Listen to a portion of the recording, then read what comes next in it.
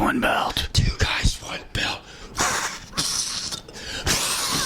Blow harder. I'm trying. Here we go. Yes. We did it. We're kind of here. Yo, yo, yo. Hello. Hello there. Hello. We are 2 guys, 1 belt. 2 guys, 1 belt. Want to say thanks to all of our new subscribers out there. Thank you. Don't forget to hit the subscribe button if you haven't yet. I apologize if my voice is a little raspy. I'm feeling under the weather. I think it sounds pretty sexy. If you're a phone operator, I'd ask for your number. This is but the fucking 2G1. So to start off the night, Seth Rollins and his gang of Misfits came out. They were talking about all their accomplishments that the Authority had at WrestleMania. One of my favorite disses was, and Kane was just there. I thought that was probably one of the highlights of the segment. Orton comes out and pretty much just says, I beat you at WrestleMania, and you're now the champion. I should have a title shot. Kane makes the main event where it's the winner faces Seth Rollins at the next pay-per-view, which is Payback or Extreme Rules, I think. Yeah, they made a #1 contenders triple threat, but which is good for a Raw match. Which is awesome, yeah. But then they all 3 get singles matches beforehand. Yeah, that was kind of weird. It's like, you don't trust the depth in your roster or something. The hell? Like, but can these guys not face anyone else? Like, you had 30 men in the Andre the Giant Royal Battle Royal. Can we not find some other people for crying? I'm going to go ahead and rate this, though. I'm going to give it a thumbs up and a half. It was a pretty good opening segment. I'll just go thumb up, thumb down. Right into Kane versus Orton, which was an okay match, I guess, for your first match with Raw. Orton. Yeah, Kane was actually pretty good last night, and I actually tweeted, how does he wrestle in those pants? So you got to give him some mad props for that. I'm going to rate the segment real quick before we move on. Yeah, I'll go an up and down. Yeah, I'll just go up and down. Yeah, it was probably one of Kane's better performances. To a little segment with Seth and Kane arguing. Kane actually gives Seth a match that night, which I didn't see that coming. And then doesn't name his opponent. Yeah, so it's mystery opponent, and then it comes out it's just Neville. Who's just AJ? Neville. I was actually pretty shocked when this came out. You didn't think they'd put Neville against the current champion already, 2 weeks after, the week after his debut. But this was probably the match of the night. I'm going to go ahead and say it was so high energy. It was intense the whole time. I was actually disappointed when it went to a commercial. Yeah, right. Because I was like, I want to keep watching this. So I'm going to go ahead and give it my quick 2 thumbs up. As I was watching this, I kept thinking, like, wow, these are 2 of the very best wrestlers in the entire world. Yeah, you have the best from NXT and one of the best in the WWE main roster, but these guys just work so well in the ring. It's crazy. Next up, John Cena. He's doing his U.S. Open, is what he's calling it. The U.S. Open, where every week he's going to come out and someone can challenge him in an open challenge for the U.S. belt. Last week it was Dean Ambrose, and I guess this week it was Stardust. As much as I love Stardust, I don't know where WWE's going with this. I don't. I was telling him last night, I think everybody who lost in the IC ladder match is going to face Cena before the next. And anyone that has no direction whatsoever, they're just going to throw against Cena and lose. I don't see Cena losing the belt for a while, me personally. So him doing this open challenge makes no sense to me personally. And if Stardust wrestles like he did last night, and that's all he's ever going to do is just be that filler kind of guy, right? I don't think his character, his gimmick is going to last much longer. Exactly. I said it last week. If they really want to elevate these belts, they need to have important matches for these titles. You can't just throw in a U.S. Championship match and expect it. And I don't think Cena being the title holder, you can really do that. I'm going to go a half and a down. I'm just going to go. Yeah, I'm going to go a half. I was an up and a 3/4 down. I was going to go a thumbs up because it was an all-right match, but it didn't have a point to it. Yeah, it really didn't. So the next match we had was the Bella Twins versus Naomi and Paige, and I'm going to be honest, we rewatched the Adrian Neville and Seth Rollins match when this was on. So we just skipped to live TV, and it just so happens the match was over. Yeah. So sorry. Talk about the AJ Lee situation real quick. Yeah, we could do that instead. She retires last week. What do you think of? She changed the game, the Divas division. She did. And if she wants to retire early, I mean, I respect her for it. I respect her for it, too. I doubt she's pregnant, like a lot of people are saying. I don't think she's pregnant yet. Yeah. Maybe that's what she's trying for, but just... Hashtag thanks AJ, or thank you AJ, whatever the hell it was. Hashtag thank you AJ. I completely agree. She changed the Divas division, but Were you really surprised by this? I personally was not surprised, like, even a little bit. I was surprised it happened right now because she just came back from a hiatus.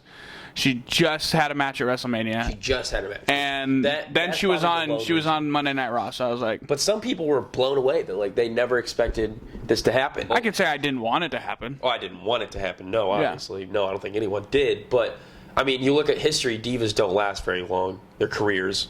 Yeah, but she could have broke the mold if she wanted to. Could have. Right, next up, one of the main event fighters tonight got in another singles match. It was Luke Harper versus Ryback. I'm going to go ahead and rate this. I actually thought it wasn't a bad match by any means, so I'm going to go a thumbs up and a thumbs down. I'm going to go 2 thumbs up. This was the greatest match I've ever seen in my entire life. Luke Harper is a god amongst mere men. Ever since like February or January, he's just been the best wrestler I've ever seen in my life. He is the Taj Mahal of wrestlers. First we had a segment on Renee Young talking about the chants that the New Day have been getting, the clapping, New Day sucks, and they were kind of like disappointed about it. After that, we roll into New Day versus the Lucha Dragons. The Lucha Dragons win. I'm going to say I'm not a terribly big fan of the Lucha Dragons. Maybe Kalisto, but not... I like their in-ring work for sure. I don't really like Sin Cara. Yeah, I Kalisto. Seen Bacha. Kalisto, I think, could be a superstar by himself. I'm going to give it a thumbs up and a down. Yeah, I'm going to go 2 thumbs up. I agree. New Day sucks. But Kofi Kingston is the greatest wrestler on the fucking planet. On the planet. New Day sucks, but Kofi Kingston, you are a god amongst men, Kofi. Man, when did you start liking Kofi so much? Kofi Kingston is a god. If I meet Kofi Kingston, I don't even want to meet him because I'm not mortal enough to meet Kofi Kingston. I'm not. Luke Harper and Kofi Kingston have a match against each other. Live on Monday Night Raw. I'm losing it. Next up, once again, another one-on-one for the main eventer. But it's another one-on-one match with the main eventer, but it's a match we've seen at least 6 or 7 times this year already. We have Roman Reigns versus The Big Show. Now, I do want to comment on how cool Roman Reigns' new chest plate is. Yes, that's super cool. It's sick. But bringing this back up, I understand it's Authority versus Roman Reigns, and it's just so fucking boring. I'm going 2 thumbs down. All right, next up. Get ready to get shit on, Sheamus. Oh, come on. Next up is Sheamus versus Mark Henry. Sheamus comes out, cuts a promo, a nice heel promo, and then his opponent comes down, which was a surprise by Mark Henry. He ended up defeating Mark Henry, of course. Let's go ahead and just rate it real quick, and then we'll get our thoughts on what we really want to talk about. You're going 2 thumbs down? 2 thumbs down. I said months ago, if he returns as a heel and he starts doing some good things, he revived his career. I understand returning as a heel, but don't look dumb as shit. That's the whole point. No. That's the whole point. Okay. You got to boo him because he looks like a card. It's the truth. This look would be perfect if he had the faux hawk and then just the beard, but the little bedazzling, bejeweled pieces of shit looking like a dingleberry hanging from your beard. Take that shit out. He's proving it. You're doing a great job. Yeah. Proving it. All right, next up. Good. Great. We had something we wanted at WrestleMania. An actual match, not what they ended up doing. Something we wanted at WrestleMania, and they didn't. So they could at least gotten us Extreme Rules. But yeah, no. But No. We're going to put it not even on the Monday Night Raw right after Mania. We're going to do it on the one after that. It was actually a pretty good match, though. It was a kind of a good match, but it should have been bigger. Yeah. It was the Miz For Mizdow. historic reasons, it should have been on a pay-per-view. I wasn't disappointed in the match. I'm actually going to give it... I'm going to give it 2 thumbs up. I'm going to go 2 thumbs up. I'm going to give the match that. The timing, I'm going to give 2 thumbs down. Yes. Do you think they continue? You know what the first thing I said was? Miz came out. This is pretty good. Did his entrance and everything like that. And then Mizdow came out in the exact same entrance. And they're trying to create two separate identities for this. You would think Mizdow, he throws over the Miz, says, I'm officially done being your assistant, blah, blah. You think you'd go back to Damien Sandow, right? Damien isn't a solo star. But he was great on tag teams. Rhodes Scholars. The whole point of this feud was to make him a solo star, or at least attempt to make him. You give Miz a new feud, and you have Damien be that guy's sidekick. Why? What the hell else are you going to do? Damien can't carry himself. So let's give him a chance to try to run out because he actually is over now. Let's give him a chance to see what he can do by himself. Except, no, you have to keep him the Mizdow gimmick, right? No. You make him Daniel Bryan's. But why does that need it? Why can't he be Daniel Dow? Why can't he be Damien Because Damien Sandow sucked ass. No, but listen. You have to modify. I said this in most podcasts. You have to modify the character. He's not the same Damien Sandow. Obviously, that's clear. That's clear as hell. Yeah. So Then why would you come back in the robe, holding the mic like this, being the intellectual savior's mask? No, he's a completely different character now. You're pissing me off. You are just pissing me off. Give him a chance by himself. Is all I'm saying. Right. Triple threat. Randy Orton, Roman Reigns, Ryback, pulling double duty for some goddamn reason. I think if they simply would have just had this match and not had matches earlier in the night, this match would have been better. It's plain and simple. See, I don't know. Because they were out there, and if you watch the match, go back and rewatch it, they were kind of slow. It's because they had pulled double duty. You could have just had Orton pull double duty because he's the one that came out and did it, and just have those other two guys like talking throughout the night. And his match was first anyway, so. But the match itself, it wasn't fast paced. But if you watch it, since they have three guys, it looks like there's a lot of action going on. Yes, it looks like it. And it wasn't a bad match and it wasn't, because of that. Yeah, I'm gonna go ahead and give it an up and a down because it wasn't terrible, but it wasn't what the main event of Raw should be. They rarely have number one contenders matches, by the way. Rarely. I mean, they had one at Fastlane, but a triple threat one on Raw for the next pay-per-view to actually build up something like that. Yeah, and I'm actually kind of surprised that they did it so far in advance. You'd think maybe they'd do it next week because then they have 2 weeks before the pay-per-view. No, I say I think they should have done it last week. That's just me. But really? See, I think the longer you time to have it announced the matches, the better.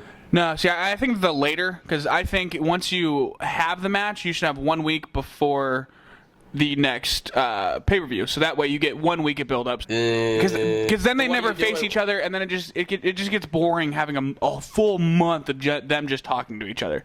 Well, no, it doesn't have to be that. It doesn't have to be. See, I prefer the longer build-ups because that's something that takes effort and time, WWE. Something that takes creative thought. Okay. I like the idea of long build-ups, but the way WWE executes long build-ups, I don't like. Yeah, but of course. I like the way they execute short build-ups. I should have clarified that. Anyways, Orton wins. He's going to face Seth at Extreme Rules. So right now we have 3 title matches for Extreme Rules. We got Orton, Rollins, Cena Rusev the rematch, and then Daniel Bryan, Bad News Barrett. What was your second one? Cena Rusev rematch. So what are your thoughts on Extreme Rules 2 weeks out?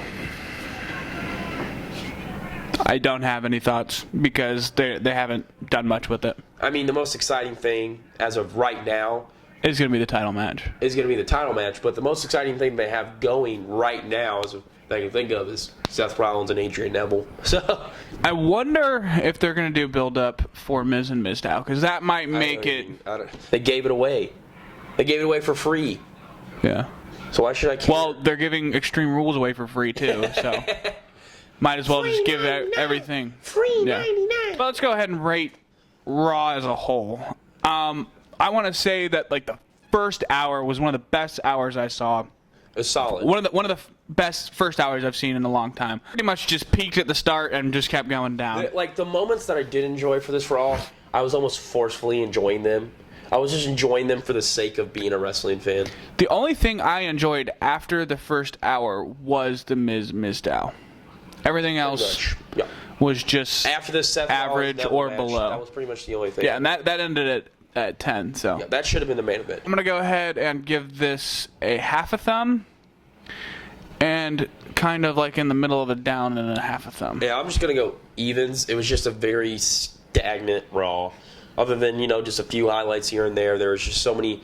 Nothing was awful by any means. It was just boring and slow. Yeah, I just wish they would have kept pace with the beginning because or kept pace off WrestleMania for crying out loud. Yeah, just something. It's the trend is whatever. There's a free pay-per-view.